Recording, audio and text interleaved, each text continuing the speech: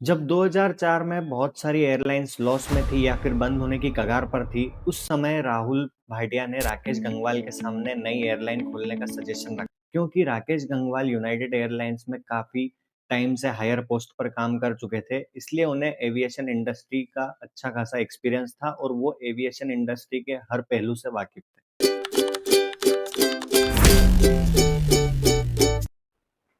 Indigo, जिसे 2006 में राहुल भाटिया और राकेश गंगवाल ने स्टार्ट किया था, आपको जानकर हैरानी होगी कि इंडिगो ने 10 साल तक कोई भी दूसरी बिजनेस स्ट्रेटेजी नहीं अपनाई। उन्होंने बस एक फॉर्मूला रखा, LOH।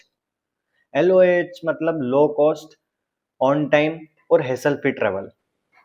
2004 में राहुल और राकेश मिलकर इंटर ग्लोबल एविएशन के नाम से एक पेरेंट कंपनी की शुरुआत करते हैं और उन्हें 2004 में लाइसेंस भी मिल जाता है। बट वो 2004 से लेकर 2006 तक एक भी फ्लाइट फ्लाई नहीं कर पाते, क्योंकि इंडिगो के पास अब तक एक भी प्लेन नहीं था। और उस टाइम इंडिया के एविएशन इंडस्ट्री का हाल कुछ बिखरा बिखरा सा था। इंडिगो ने तभी एक बोल्ड स्टेप लिया कि राकेश गंगवाल एविएशन इंडस्ट्री के अच्छे खासे एक्सपीरियंस्ड आदमी थे, तो उनकी जान पहचान एयरबस नाम की कंपनी में थी। एयरबस जो कि एयरक्राफ्ट बनाती है। तभी उन्होंने एयरबस A320 के 100 प्लेन्स का ऑर्डर दे दिया। लोगों ने इसे पागलपन कहा, but that crazy step change the game forever. तो अब बात करते हैं इसके बिजनेस मॉडल की कि इंडिगो ने ऐसा क्या करा जो दूसरी कंपनियां नहीं कर पाई। तो सबसे पहला आता है उसमें लो कॉस्ट, सेकंड आता है ऑन टाइम और थर्ड आता है हैसल फ्री ट्रेवल। इन तीनों में सबसे मेन चीज आती है लो फेयर। अब आता है लो कॉस्ट कैरियर मॉडल। इसमें सबसे पहला पॉइंट आता है कोई फालतू की लग्जरी नहीं, जैसे इंडिगो सिर्फ इकोनॉमी क्लास ऑपरेट करता है। देन सेकेंड पॉइंट आता है इंडिगो फ्री मील्स अवॉइड करता है, इससे फ्री मील्स की कॉस्ट बचती है और प्लेन में वेट कम होने की वजह से फ्यूल की रिक्वायरमेंट कुछ हद तक कम हो जाती है। इंडिगो सिर्फ इंपॉर्टेंट और नेसेसरी चीजों पर ही काम करता है, जैसे कि क्लीन कैबिन, कंफर्टेबल सीट्स और टाइम पर फ्लाई करना। इसकी वजह से इसका एक्सपेंस रेशो काफ़ी हद तक लो हो जाता है। फिर बात करते हैं इंडिगो की सिंगल एयरक्राफ्ट स्ट्रेटेजी की। इंडिगो सिर्फ एयरबस A320 फैमिली के ही एयरक्राफ्ट यूज़ करता है, क्योंकि ये एयरक्राफ्ट बाकियों के मुकाबले मेंटेनेंस में कम होते हैं। दूसरा, इनकी ट्रेनिंग कॉस्ट कम होती है। तीसरा, इनके स्पेयर पार्ट्स आसानी से मिल जाते हैं और एक जैसे एयरक्राफ्ट होने की वजह से पायलट्स को सर्टिफिकेशन भी मिल जाता है।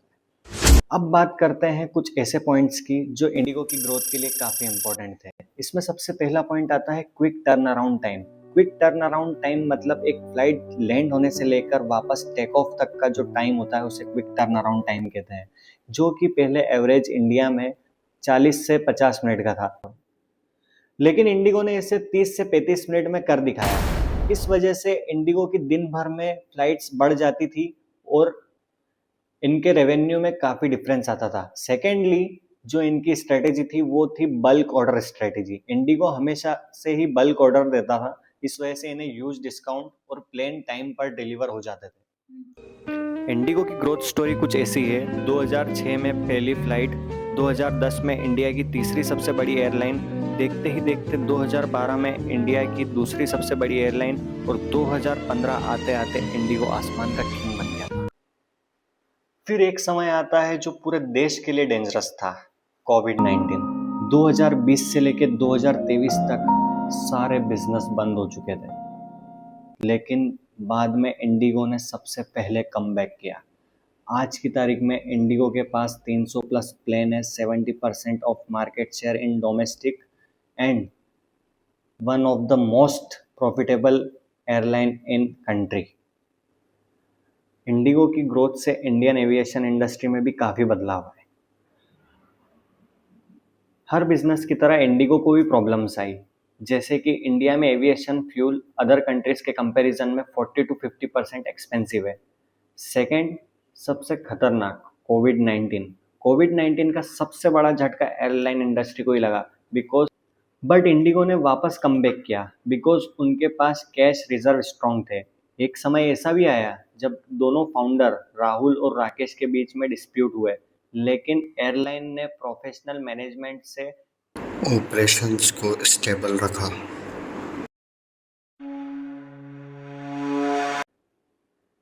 इसमें पहला पॉइंट आता है सिंप्लिसिटी इज पावरफुल। इंडिगो ने शुरुआत से एक ही मॉडल पर फोकस रखा and it worked. Second point आता है कॉस्ट कंट्रोल मेक्स प्रॉफिट। किसी भी कंपनी में कॉस्ट कंट्रोल ही प्रॉफिट बनाता है। और थर्ड सबसे मेन, इनोवेशन से ज़्यादा कंसिस्टेंसी। इंडिगो ने कोई फालतू आइडिया न लगाते हुए सिर्फ ऑन टाइम ट्रेवल परफॉर्मेंस पर ध्यान दिया, वही उसे आज अच्छा ब्रांड बनाता है। नेक्स्ट आता है लॉन्ग टर्म विजन। एयरक्राफ्ट का बड़ा ऑर्डर रिस्की लगता है, लेकिन लॉन्ग टर्म में वही इंडिगो का बेस्ट डिसीजन था।